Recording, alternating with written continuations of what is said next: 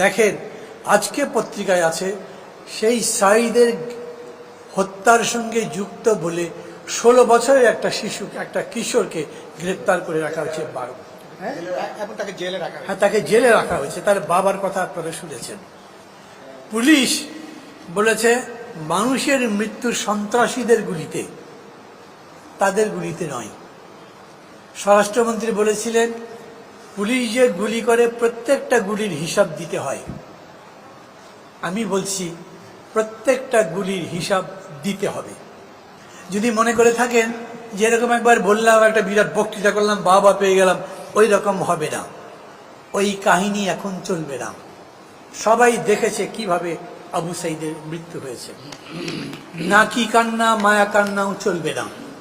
এখন মানুষ বলছে, ছাত্ররা বলছে এই কান্না শুধু কণ্ঠের মধ্যে, চোখে পানি আসে না চেষ্টা করবার পরেও। এই রকম পরিস্থিতিতে আমি বলি, যেহেতু প্রায় সব নেতারাই বলেছেন কথা লম্বা করবার সুযোগ নেই, আর আমি মনে করি তার কোনো দরকারও পড়বে না। আন্দোলন বিভ্রান্ত করবার জন্য তারা কথা অনেক বলবে। তৃতীয় পক্ষ নাকি গুলি করেছে। তো তৃতীয় পক্ষ কারা? এই একটু আগে সাকি বললেন যতজনকে গ্রেপ্তার করা হয়েছে 87%, মানে 87% কোনো রাজনীতি করে না, কোনো পরিচয় দিয়ে রাজনীতি। যতগুলো মানুষ গুলি হতে মারা গেছে, আপনারা যাদের গ্রেপ্তার করেছেন তাদের মধ্যে শিবির কয়টা একদম স্পটে ধরতে পেরেছেন, তারপরে জামাত কয়টা ধরতে পারেননি। এখন বলছেন ওদেরকে ব্যান করে দিলেই আমরা শান্তি ফিরে পাবো। করে দেন,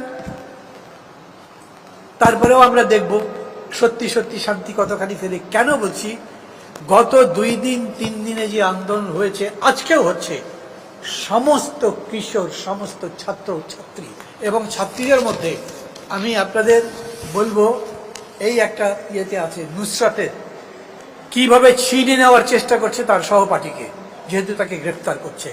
সমস্ত ছাত্রী নারীরা জেগেছে, ছাত্ররা জেগেছে অন্যায়ের বিরুদ্ধে প্রতিবাদ করতে। তারা কোনো ভয় করছে না। তারা বলছে আমাদের সমস্ত ভয় কাটিয়ে আমরা আসছি। আমরা সব ধরনের অত্যাচার, নির্যাতন, এমনকি গুলি বুকে পেতে নিয়েও লড়াই করবার জন্য রাস্তায় নেমেছি। কিছু করতে পারবেন না।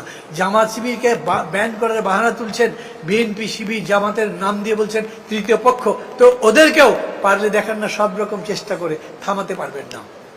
সাংবাদিক বন্ধুগণ, এই বিষয়টা আমি আপনাদের বিশেষভাবে নজরে আনবার জন্য বলবো, এবং আপনাদের মাধ্যমে জনগণের মধ্যেও যাতে যায় যে বাধার বিন্ধ্যাচল ছিল, যে ভয়ের পাহাড় ছিল, ভয়ের চাদর ছিল, ওগুলো চলে গেছে।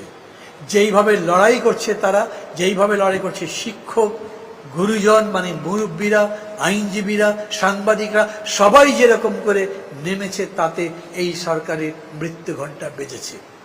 আমরা অনেক আগেই বলেছিলাম যে এই পরিস্থিতি গায়ের জোরে মোকাবেলা করতে পারবেন না। বাংলাদেশের টোটাল ফোর্স নামানো হয়েছে এগেইনস্ট দিস মুভমেন্ট, যারা করছেন তাদের বিরুদ্ধে।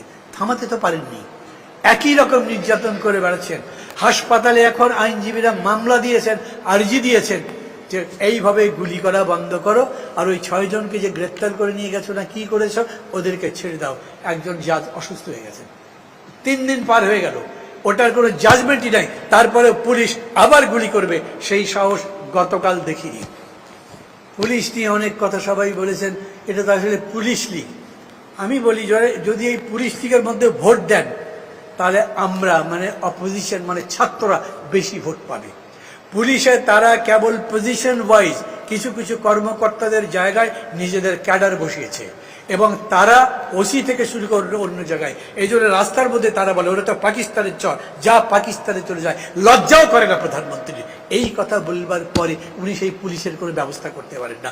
উনি নিজের মুখে বলেন যে গুলি হয়েছে, গুলিতে মারা গেছে একজন, দেখা গেছে, টিভিতে দেখিয়েছে, সব জায়গায়, তার ব্যাপারে কোনো ব্যবস্থা নিতে পারেন না। আমি বলতে চাই যে সরকার সব রকম নির্যাতন করবার পরেও পারেনি। এই আন্দোলন বাড়ছে, আন্দোলন আরও বাড়বে, এবং তার সঙ্গে গণতন্ত্র মঞ্চ শুরু থেকে ছিল, এখন আছে, ভবিষ্যতেও থাকবে, যতক্ষণ পর্যন্ত এটার পরাজয় না হয়। আমাদের একটা সুস্পষ্ট বক্তব্য আছে। দেশে কি কারফিউ আছে?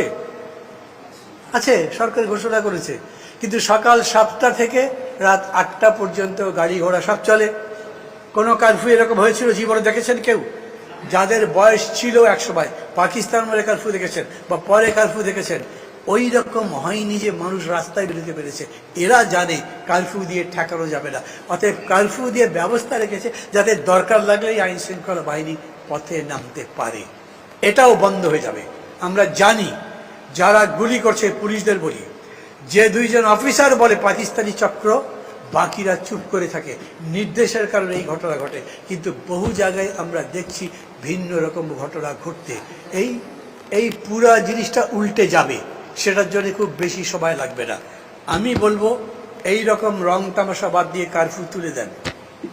আর এত ছাত্রদের প্রতি দরদ দেখান, শিক্ষকদের প্রতি, শিক্ষার্থীদের প্রতি দরদ দেখান, কেন শিক্ষাঙ্গন খুলে দেওয়া হবে না? যুক্তি কি? পরিবেশ স্বাভাবিক হলে তো আপনারা নিজেরাই টিভিতে বলছেন পরিবেশ স্বাভাবিক হয়েছে, বাজার ঠিক মতো চলছে, ব্যাংক চলছে, অফিস আদালত খুলে দিয়েছি, ইন্টারনেট খুলে দিয়েছি, সব কিছু করেছি, তাহলে শিক্ষাঙ্গন খুলে দিচ্ছেন না কেন? কারণ আপনারা জানেন আন্দোলনটা ছাত্রের, আপনারা জানেন সমস্ত ছাত্র এই আন্দোলনে যুক্ত আছে, এবং এই আন্দোলন এখন আর কেবল কোটার আন্দোলন নাই, এটা বৈষম্য বিরোধী আন্দোলন। এই কোটার আন্দোলন এখন সরাসরি এই হত্যার বিচার চায়। ওই সমস্ত মন্ত্রী যারা গুলির নির্দেশ দিয়েছেন, উস্কে দিয়েছেন ছাত্রলীগকে, তাদের পদত্যাগ চায় দল থেকে এবং সরকার থেকে। খোদ প্রধানমন্ত্রী এই সমস্ত হত্যাকাণ্ডের দায় নিয়ে যাতে জনগণের কাছে ক্ষমা চান, সেই জন্য তারা দাবি করেছে। এগুলো মানতে